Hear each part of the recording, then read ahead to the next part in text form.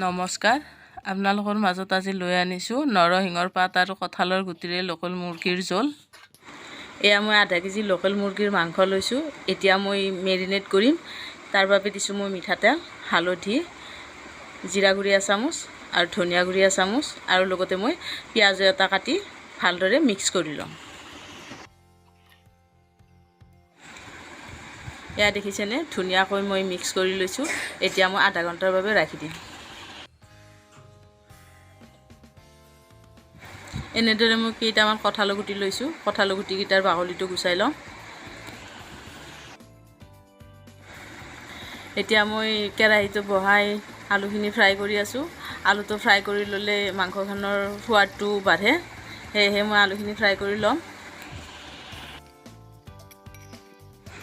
আলুটো ফ্ৰাই কৰি লোৱা তেলতে মই এতিয়া শুকান জলকীয়া 3টা, লং, এলাইচি, দালচেনি আৰু মই কেইটামান গোটা জালুক দি দিছোঁ। এয়া 3টা তেজপাত। এতিয়া মই অকণমান ফ্ৰাই কৰি ল'ম এইখিনি। মই যিহেতুকে মেৰিনেট কৰোঁতে এটা পিঁয়াজ দি দিছিলোঁ, এতিয়া মই ইয়াতে 2টা পিঁয়াজ কাটি দি দিছোঁ। পিঁয়াজখিনিও অলপ ফ্ৰাই কৰি ল'ম। অলপ টাইম ফ্ৰাই হোৱাৰ পিছত মই এতিয়া বিলাহী এটা কাটি লৈছোঁ, সেয়া দি দিম। বিলাহীটো দিয়াৰ পিছত মই আকৌ 2 মিনিটমান সময় ফ্ৰাই কৰি ল'ম, বিলাহীটো সিজি যোৱালৈকে। 2 মিনিটমান সময় ফ্ৰাই হৈ যোৱাৰ পিছত মই আদা নহৰু পেষ্ট কৰি ৰাখিছিলোঁ, সেয়া দি দিছোঁ, এচামুচ হৈছে। গোটেইখিনি মিক্স কৰি ফ্ৰাই হোৱাৰ পিছত মই এতিয়া চিকেনখিনি দি দিম। চিকেনখিনি দিয়াৰ পিছত মই এতিয়া চিকেনখিনি লৰাই লৰাই ফ্ৰাই কৰিম প্ৰায় আধা ঘণ্টামান।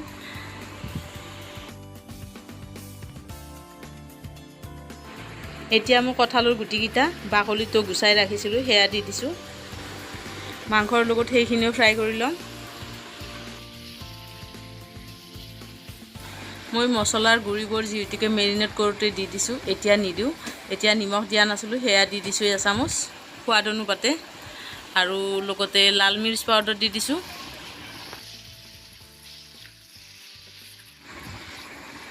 এয়া মই 4-5টামান কেঁচা জলকীয়া কাটি ৰাখিছিলোঁ, সেয়াও দি দিছোঁ।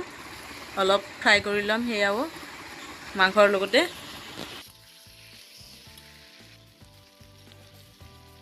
মই যিহেতুকে আলুখিনি আগতে ফ্ৰাই কৰি ৰাখিছিলোঁ, মাংসখিনি অলপ ফ্ৰাই হোৱাৰ পিছত দি দিছোঁ। মাংসৰ লগত আলুখিনিৰ সোৱাদো বাঢ়িব। এতিয়া মই এচামুচ চিকেন মছলা দি দিছোঁ। এয়া মোৰ মাংসখিনি ফ্ৰাই কৰা হৈ গ'ল। এতিয়া মই গৰম পানী কৰি ৰাখিছিলোঁ, সেয়া দি দিছোঁ।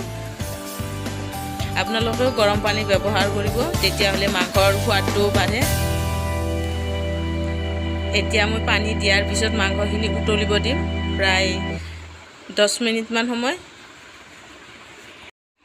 মোৰ চেনেলটো যদি কোনোবাই ছাবস্ক্ৰাইব কৰা নাই, প্লিজ ৰিকুৱেষ্ট কৰিলোঁ ছাবস্ক্ৰাইব কৰি ল'ব আৰু লগতে থকা বেল আইকনটো দবাই ল'ব। মই দিয়া ভিডিঅ'বোৰ আপলোড কৰাৰ লগে লগে ন'টিফিকেশ্যনবিলাক পাই থাকিব। আৰু যিসকলে মোৰ চেনেলটো ছাবস্ক্ৰাইব কৰি লৈছে, প্লিজ তেওঁলোকে লাইক শ্বেয়াৰ কৰিব। আপোনালোকৰ মৰম, স্নেহ আৰু ছাপোৰ্টে মোক আগুৱাই যোৱাত সহায় কৰিব। এয়া অকণমান মই নৰসিংহৰ পাত সৰু সৰুকৈ কাটি লৈছোঁ, অকণমান ধনিয়াৰ পাতো লৈছোঁ। এতিয়া মই সেইখিনি দি দিম। এতিয়া আকৌ ভালদৰে লৰাই দিম। লৰাই দি 2 মিনিটমান যোৱাৰ পিছত মই গেছটো অফ কৰি নমাই দিম।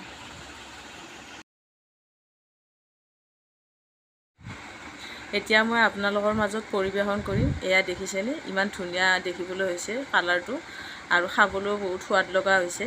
নৰসিংহৰ পাত দিয়াৰ বাবে ধুনীয়া চেণ্ট এটা ওলাইছে। এতিয়া এৰিছোঁ। অন্য এটা ভিডিঅ'লৈ আপোনালোকৰ মাজত পুনৰ উপস্থিত হ'ম। Bye bye.